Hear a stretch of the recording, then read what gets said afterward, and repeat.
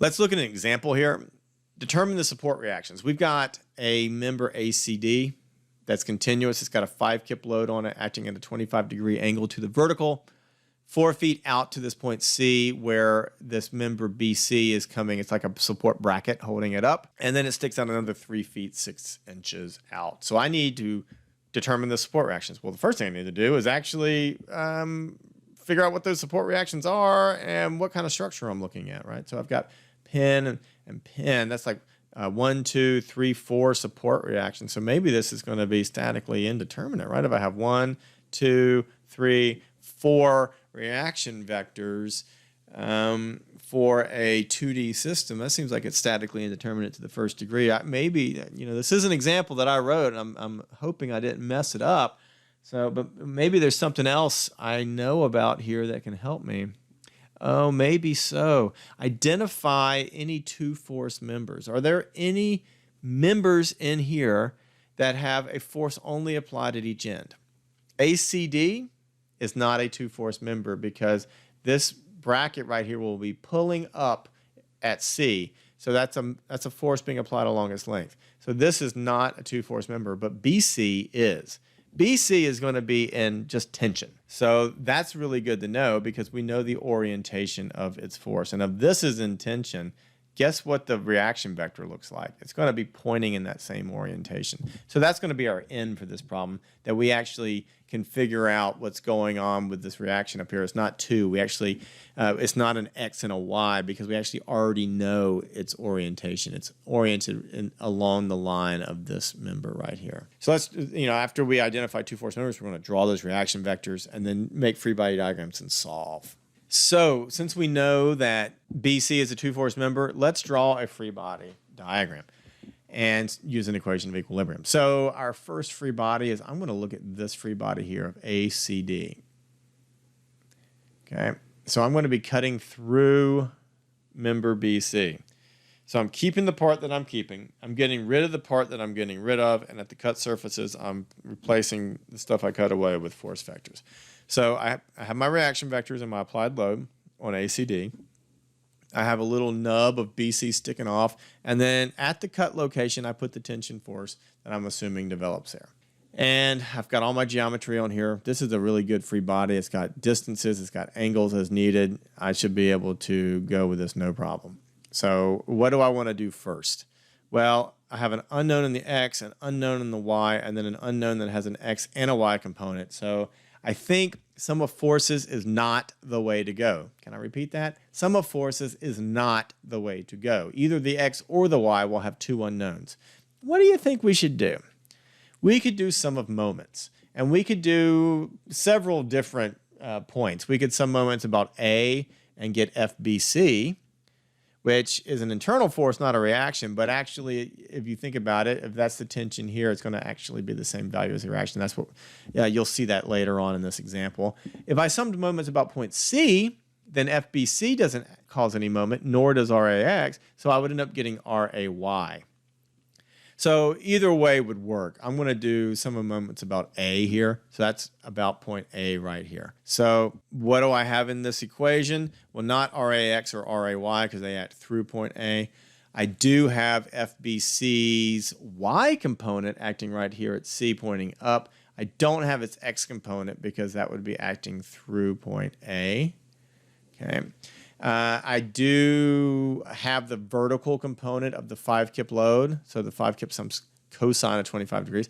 The horizontal component would also be acting through A. Its line of action goes through A. So this is why moment equations are so helpful, is because you can not have, like, a lot of terms just disappear because they act to a point, especially if you pick a good point. So here I have 3/5. 3 is the vertical over the 5 hypotenuse times FBC times 4 feet is that moment arm, that distance from A. And that's a counterclockwise moment. I'm saying counterclockwise positive, so that's a positive term. And then I have minus 5 kips times the cosine of 25 degrees, which is my vertical component there. And that's going to be equal to 7.5 feet. Why? Because I have 4 feet plus 3.5 feet. All the way from A out to the vertical component of this 5 kip load is at 7.5 feet. set that all equal to 0, I get FBC is equal to 14.16 kips. Do note, this should not bother most people, but it does bother some people. They'll be like, wait, why is there more force here, 14.16, when the applied load's only 5 kips? This is what moment does, right? I mean, it has that prying effect. It can magnify forces when shorts get when distances get short, or it can make forces drop when distances get long. And then the other thing at play is this angle. FBC is acting at an angle. And so the vertical component is resisting the moment. But if you look, for me to develop this vertical component, I'm going to have to develop an even bigger horizontal component. So this is not at the best orientation. The ideal orientation for this to resist the moment would be a vertical post hanging from the ceiling. But maybe the ceiling's 30 feet up in the air, so they didn't build it that way.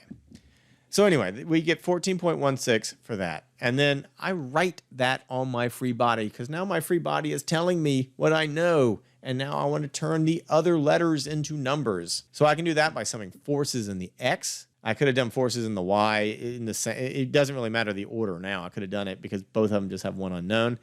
Sum of forces in the X have RAX minus 14.16 times 4/5, and then plus 5 kips times the sine of 25 degrees, because those are all my X components, keeping in mind what's positive and what's negative.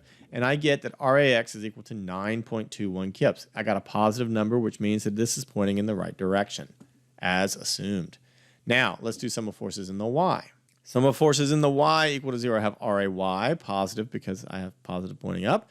And then I have 14.16 kips times 3/5, because that's the vertical component. It's positive because it's pointing up. And then I have minus 5 kips times the cosine of 25 degrees. It's minus. It's negative because it's pointing down. And I solve for RAY, and I get a negative number. And what that means is, as great as my intentions were, RAY is not, in fact, pointing up. It's pointing down. Now look how I wrote it. Because this is pointing up, I'll say it's equal to negative 3.96 kips. So if I look at this, I'm like, oh, I see it's pointing down. And then I'll write comma or positive 3.96 kips downward. So when I look at this answer, I am still perfectly clear what I meant.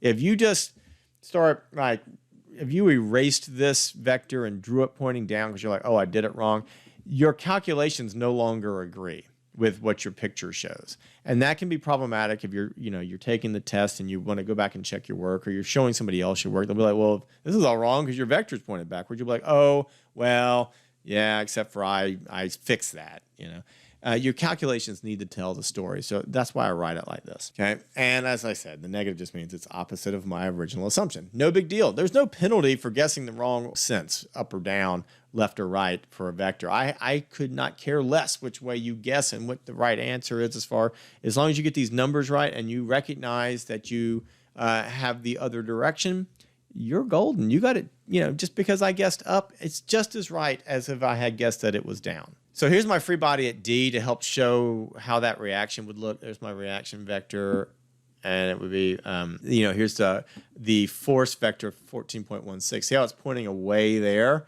When I go to the other side, if I cut through here, the bottom half is being pulled up and to the left by the support.